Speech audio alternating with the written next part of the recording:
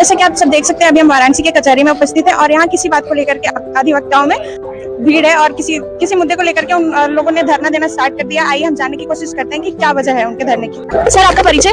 विनोद कुमार शुक्ल, अध्यक्ष Banaras bar association Varanasi. Sir, इस धरने का मुख्य कारण क्या है?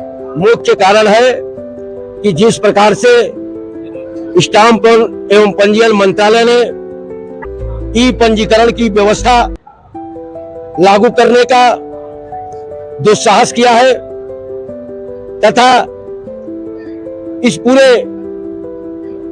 जो निबंधन की कार्य प्रणाली है इसमें कॉन्ट्रैक्ट्स एग्रीमेंट्स निबंधित होते हैं।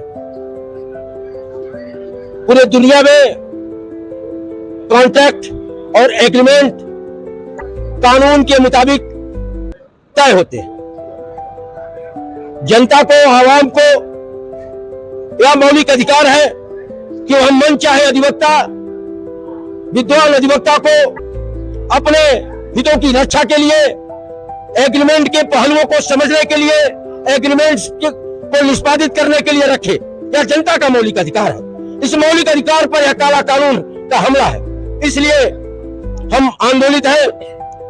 हम इसलिए भी आंदोलित हैं कि जिस प्रकार से सरकार जमीनों का अधिग्रहण कर रही है, जिस प्रकार से जमीनों को अपने पक्ष में और अपने एजेंटों के पक्ष में बैनामा करा रही है, उसमें अधिवक्ताओं को बाहर करने का प्रयास हो रहा है।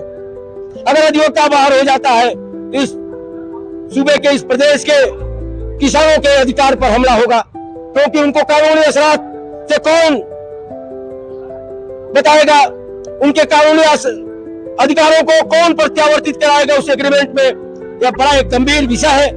जो जनता का अधिकार है उस अधिकार पर हमला है। इन सारे व्यापक दृष्टिकोण को रखते हुए हम लोगों ने वाराणसी निबंधन कार्यालय को बंद कराने का, उस पर कार्य न कराने का और न करने का निर्णय लिया है और इसी क्रम में आज हम यहाँ उपस्थित हैं।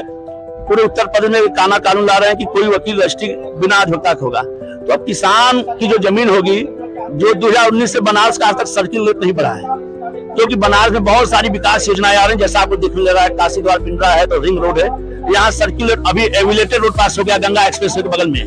तो अब किसानों की जो जमीन होगी वो सरकार अगर बिना अधिवक्ता के कराएगी तो कितना बड़ा लूट करेगी। और आप समझ लिए कि जिस सरकार ने हिंदुओं की आस्था को लूट लिया, अयोध्या में भगवान श्री राम के नाम पर करोड़ों हिंदुओं की लूट कर ली, चंदा चोरी हो गया, तो वहां पर सरकार की जिम्मेदारी क्या है? अभी तक कोई FIR अगर उन लोगों के खिलाफ गिरफ्तारी क्या चंपत राय की हुई? उसमें जितने लोग उसमें थे नहीं हुई। तो जो वहाँ मुख्य जो RSS के पदाधिकारी बैठे हुए, भाजपा के लोग बैठे हुए हैं, तो अगर अधिवक्ता भरना देंगे जो पढ़ा लिखा व्यक्ति, हम लोग रजिस्ट्री ऑफिस जब कराते तो पूरा वेरिफिकेशन करते हैं, जांच करते हैं। सर, सरकार सबूत मांगेगी कि क्या सबूत है कि चंपत राय ने चोरी की है? आप देखिए मैडम, आप बोल नहीं पाएंगे क्योंकि आपके आंकड़ों के ऊपर बड़ा दबाव रहेगा और अधिवक्ता स्वतंत्र है। अधिवक्ता किसी प्रकार के दबाव में आने वाला नहीं है। इस तरीके का जो काला कानून लाके, अंग्रेजों वाला, हिटलर शाही वाला कानून लाके थोप रहे हैं, तो इस तरीके करेंगे तो अधिवक्ता के खिलाफ जो सरकारें रही हो, अधिवक्ता ने उस सरकार को खाड़ के फेंकने का काम किया है। वो सरकार टिकने वाली नहीं है।